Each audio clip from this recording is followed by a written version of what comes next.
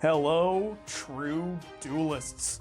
My name is Craig Fee, and as always, welcome to the Yu-Gi-Oh! Update. This last weekend saw the European Championships for the 2022 season, and more notably than that, saw the game's first look at the post-Power of the Elements format. With Sprite having been a Tier 0 threat in the OCG, and Tearlaments expected to perform as well here as it did over there, each of the decks went into the event with a $100 staple, and each of them primed to take the title of Best Deck. So, against each other and the old meta threats including Sword Soul or Punk Adventure and Branded, who would come out on top as the best deck? Yes, that's right, Rika Sun Avalon! Plant.deck came out of left field, with Marcus Patel piloting the deck to the first place, beating both the new meta and old meta alike. Congrats of course go to him, and to everyone who already has the Rika cards, as I'm sure they've since spiked in price a sizable amount. I would take the time to confirm to you exactly how much they rose, but I don't have the rank 8 Rika card for my Sylvan deck and still needed to pick it up, and I'm too scared to look at whatever it costs now. Top 4 of the event also saw an Altergeist deck. Tearlaments and the Sprite version to make it to top 4 was in fact playing the Evil Twin engine. A somewhat interesting turn of events when looking at the price of Ultimate Rare Swap Frogs. Also notable for the event was the new high-level competitive play. Yes, we got a chance to see just how the top performers of the game across all of Europe were innovating and invigorating the game, and we saw just that with the new cheeky play of opening Mystic Mine and then making Beat Cop before using its effect to protect mine and then stun the opponent out of the duel. Yu-Gi-Oh! Is a game, ladies and gentlemen, but that does not mean it is something that anyone plays. This play swept the event and will surely see play in future events as well, namely YCS Niagara, which impacts me specifically and is therefore the most important piece of news for me to tell you. In some product news, the Dark Magician Girl is set to get the next wave of merch, including a playmat, a deck box, some sleeves, and a binder. This is very exciting news for collectors of all things Dark Magician Girl, as now their collection of Dark Magician Girl products will probably rival the number of individual cards that I own. That is not a good thing or a bad thing nor a complaint, just a statement of the fact that Dark Magician Girl gets a lot of things. AL?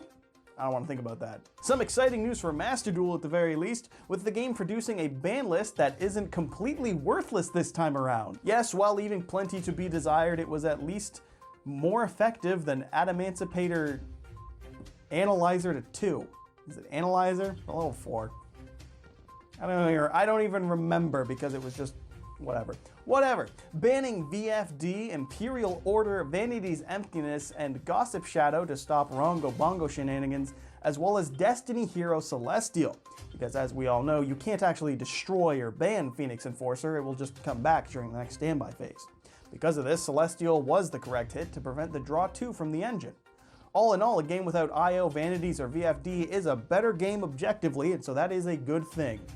They also limited Fusion Destiny, Prank Kids Meow Mew, Crossout Designator, and Pot of Prosperity, in what continues to be the modern-day hate of pots.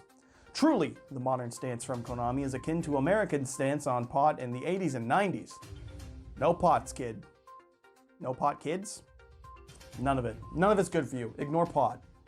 The semi-limits saw hits to Multifaker, Tenki, Salamangreat, Gazelle, and Skill Drain, which is a card that I think should be banned, but I just really hate Skill Drain, so I don't know how objective that is. Either way, 2 of them is better than 3 in the odds of seeing it in a duel, so I'll take it. And most importantly was the unlimiting of Knight Assailant, who is of course the world's most meta-warping card of all time ever, and will ruin the game completely by itself. My takes on this list are the same as just about everyone else's. Better than the game was, but still filled with problems for a best of 1. Max C is at 3? Not for me. In community news, a collab between Caleb.exe, King Scarlet, and MBT saw fit to give the world Farfalicious, a Yugi-themed parody of a certified banger from the year 2006, the year of Cyberstein, and also Time Magazine's Person of the Year, you. Yes, you. You, the person watching this video specific, I am speaking to you specifically. You watching this video are Time Magazine's Person of the Year 2006. Congrats. You did it. We all knew you could do it. Maybe you weren't even born then. I don't know how old you are, but it doesn't matter because you did it, buddy. I'm proud of you. That was completely off topic and random, but on point.